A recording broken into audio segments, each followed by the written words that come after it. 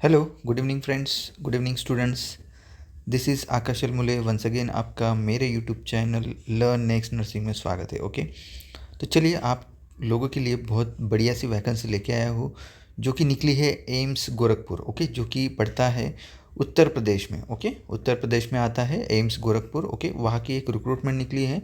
ये कल ही के दिन 28 अक्टूबर को ये वैकेंसी निकली थी। ये वैकेंसी किसके लिए? इसमें vacancy for various group ABC post है। तो बेसिकली यहाँ पे we are talking about the nursing field. Okay, so nursing से रिलेटेड क्या वैकेंसी है? ट्यूटर की, क्लिनिकल इंस्ट्रक्टर की, जो कि ग्रुप A की पोस्ट है, जिसका लेवल 10 के हिसाब से 56,000 का बेसिक बनने वाला है। ओके, इसे मिला के ये ट्यूटर का वैकेंसी और उसका जो सैलरी है 1,10,000 के आसपास चला जाएगा। ठीक है, 1,10,000 के आसपास सैलरी मिलेगा। ओके, कितनी वैकेंसी है? 15। ओके, उसके बाद स्टाफ नर्स ग्रेड 1 यानी SNO, सीनियर नर्सिंग ऑफिसर की ये पोस्ट है। इन्होंने स्टाफ नर्स ग्रेड 1 दिया है।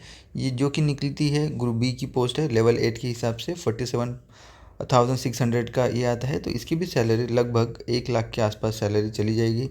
ये वैकेंसी है 57। ओके, 57 वैकेंसीज है, तो काफ़ी बड़ी मात्रा में। उसके साथ ही यहाँ पे मेडिकल सोशल वर्कर, ओके, उसके बाद librarian, technical assistant, store keeper, hostel warden, lab technician, stenographer, बहुत सारी पोस्ट है। कैशियर है, लैब अटेंडेंट है। उसके बाद जो नर्सिंग ऑर्डरलीज होते हैं, ओके, LDC है, लोअर डिवीजन क्लर्क, सबकी पोस्ट निकली है। काफ़ी बड़ी ये है, 142 पोस्ट है यहाँ पे टोटल। तो यहाँ पे देख सकते हो कि ट्यूटर क्लिनिकल इंस्ट्रक्टर के लिए आपको एजुकेशन क्वालिफिकेशन क्या लगना है। सबसे बड़ा यही है कि भाई एजुकेशन क्वालिफिकेशन क्या है। तो आपका BSc नर्सिंग कंप्लीट चाहिए। Okay, be essential qualification, minimum qualification BSc nursing है। ठीक है, ट्यूटर या क्लिनिकल इंस्ट्रक्टर की पोस्ट के लिए। एंड आप रजिस्टर्ड नर्स होनी चाहिए। ओके, पर्टिकुलर कोई भी स्टेट का या कोई या इंडियन नर्सिंग काउंसिल का आपका रजिस्ट्रेशन चाहिए। हो गया। उसके साथ यहाँ पे 3 साल का एक्सपीरियंस चाहिए टीचिंग इंस्टीट्यूशन। ओके, अब ये बहुत बड़ी चिंता की बात है कि बहुत सारे लोग बोलते हैं कि टीचिंग इंस्टीट्यूशन यानी medical college. Okay, if we are working as a staff nurse और nursing officer then also we are eligible. But sometimes क्या हो गया है कि बहुत बार ऐसा भी हो गया है कि एम्स ऋषिकेश और यहाँ पे टीचिंग इंस्टीट्यूशन का as a nursing officer, as a senior nursing officer, ये एक्सपीरियंस रहने के बाद भी उन्होंने टीचिंग इंस्टीट्यूशन का यहाँ पे टीचिंग का ही एक्सपीरियंस मांगा है। तो काइंडली आप थोड़ा देख लीजिए। अगर आपके पास 3 साल का टीचिंग एक्सपीरियंस है तो डेफिनेटली, या कम से कम यहाँ पे टीचिंग इंस्टीट्यूशन का मतलब क्या होता है, इससे बारे में भी बहुत सारे लोगों ने RTI भी डाला है। बट वही बोला गया है कि टीचिंग इंस्टीट्यूशन यानी टीचिंग इंस्टीट्यूशन में आपका as a teacher, as a tutor, आपका जो एक्सपीरियंस है वही माना गया है। तो स्टिल यही बात बोलूँगा कि अगर आपके पास 3 साल का टीचिंग का एक्सपीरियंस है आफ्टर BSc नर्सिंग, ओके, तो आप ये पोस्ट के लिए अप्लाई कर सकते हो। ठीक है, तो यहाँ पे मैक्सिमम एज ग्रुप 50 ईयर्स दिया है। ओके, जो भी एज रिलैक्सेशन है आगे दिया है।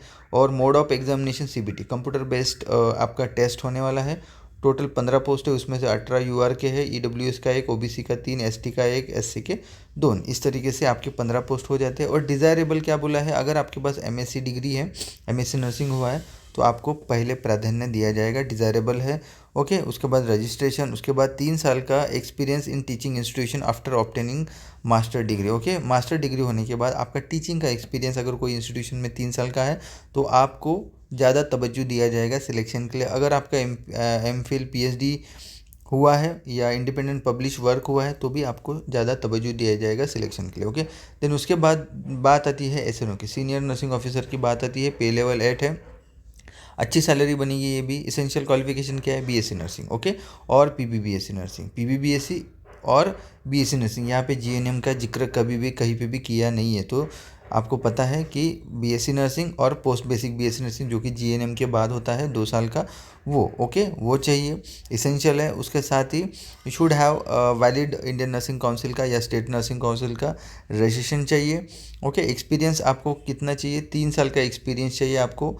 कहाँ का? एज अ स्टाफ नर्स का। Okay, as a staff nurse grade 2 या स्टाफ नर्स नर्सिंग ऑफिसर या लेवल 7 के हिसाब से जो आपकी सैलरी बनती है 44,900 की, उसके हिसाब से आपका, या स्टेट गवर्नमेंट में सैलरी थोड़ा कम होता है, 35,400 का होता है, तो आपको पता है। लेकिन पोस्ट स्टाफ नर्स की होनी चाहिए। यहाँ पे सैलरी का कुछ इतना इशू नहीं है, सिर्फ 7th पे के हिसाब से कम 100 बेड हॉस्पिटल का आपके पास एज अ स्टाफ नर्स का एक्सपीरियंस चाहिए, तभी आप ASNO की पोस्ट के लिए आप वैलिड ठहरोगे। ओके, डिज़ायरेबल कौन है? जिसको कंप्यूटर हैंडलिंग का एक्सपीरियंस है, ओके, जिसको वर्कशीट एक्सेल शीट का प्रेजेंटेशंस का ये है एक्सपीरियंस है, उनको ज़्यादा तवज्जो दिया जाएगा। ओके, एज ग्रुप कितना है? तो आपका मैक्सिमम एज ग्रुप है 35। ओके, 21 से 35 के बीच में अगर आपका एज ग्रुप है तो यू कैन अप्लाई। आपके पास तो 57 वैकेंसीज हैं यहाँ पे। 25 UR की है, OBC की 15 है, EWS की 5 है, देन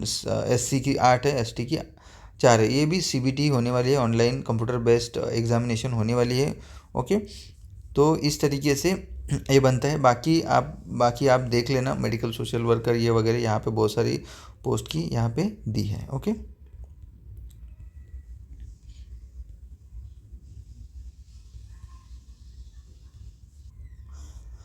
आपकी एग्जामिनेशन कहाँ पे होने वाली है? एग्जामिनेशन होगी गोरखपुर, लखनऊ, NCR, दिल्ली, यहीं पे आपको सेंटर मिलने वाला है। तो प्लीज़ फॉर्म भरते टाइम पे आपको पता रहना चाहिए कि एग्जामिनेशन सेंटर आपको कहाँ पे मिलने वाला है। Okay, choice centre Gorakhpur, Lucknow, NCR, Delhi यही होने वाली है। एम्स गोरखपुर में ही एग्ज़ाम होने वाला है। ठीक है, यहाँ पे उन्होंने बोला है कि क्या, ओके, यहाँ पे CBT ऑनलाइन CBT एग्ज़ाम होने वाली है। उसमें भी ईच राइट आंसर के लिए 1 मार्क्स मिलने वाला है, रॉन्ग आंसर के लिए 1/4 आपका निगेटिव हो जाएगा। ओके, 5 ऑप्शंस का ये MCQs रहने वाले हैं। ठीक है, अब आप अप्लाई कैसे कर सकते हो? अप्लाई आपको एम्स गोरखपुर के साइट पे जाना है, वहीं पे आप भर सकते हो। एप्लीकेशन रजिस्ट्रेशन करना है, फीस करना है एंड आपके डॉक्यूमेंट अपलोड करना है। How to apply? Okay, 28 October से लेके 21 नवंबर तक आप फॉर्म भर सकते हो। फॉर्म भरने के लिए आपको सबसे पहले तो यहाँ पे आपके फ़ोटोग्राफ, आपका left thumb impression, okay, signature, ये सब कुछ आपके पास स्कैन होना चाहिए। Okay, signature should not be in capital letter. Okay, आपको ध्यान में रखना है। उसके बाद एक ये ऐसा एक इंग्लिश में आपको फॉर्मेट लिखना है एक पेपर पे। ओके, ये टेक्स्ट लिखना है, पूरा हैंड राइटिंग डिक्लेरेशन है। आपका नाम डालना है, hereby declare that the information submitted by the application from the correct true valid will present the supporting document and when required. Okay, so ये आपको एक पेपर पे लिख के स्कैन करके आपको अपलोड करना है इंग्लिश में। ओके, ये ध्यान में रखना। Valid email ID, phone number आपको भरना है, उसी पे ज़्यादा पूरी इंटीमेशन इन्फॉर्मेशन सब कुछ आपको ईमेल आईडी, मोबाइल नंबर जो भी आपका चल रहा है वही डालना है, आप सभी को पता है। ओके, एक बार फीस भरने के बाद आपकी फ़ीस आपको वापस नहीं मिलने वाली है। ओके, ऑनलाइन एप्लीकेशन फॉर्म भरने के लिए आपको एम्स गोरखपुर के साइट पे जाना है। यहाँ पे जाके अप्लाई ऑनलाइन पे ये ऐसी वेबसाइट आएंगे IBPSonline.ibps.in। ओके, न्यू रजिस्ट्रेशन करना है, उसी के बाद आपको आगे आगे जाना है। ओके, फ़ीस कितनी लगने वाली है? For unreserve category as well as for the OBC 1770 including GST, SC, ST, EW जो कैंडिडेट हैं उनके लिए है 1416 रुपये। ओके, डिसेबिलिटी वाले पर्सन को फीस एग्जेम्प्टेड है। ओके, एप्लीकेशन फॉर्म भरने के बाद, ओके, एप्लीकेशन फॉर्म भरने के बाद जो प्रिंट आउट आपको मिलेगी, ई रिसिप्ट मिलेगी, पेमेंट की रिसिप्ट मिलेंगी, सब कुछ आपको निकाल के रखना है। ओके, आपके पास रखना है at the time of verification, वो चेक करेंगे। ठीक है, दिस इज़ वेरी इंपॉर्टेंट।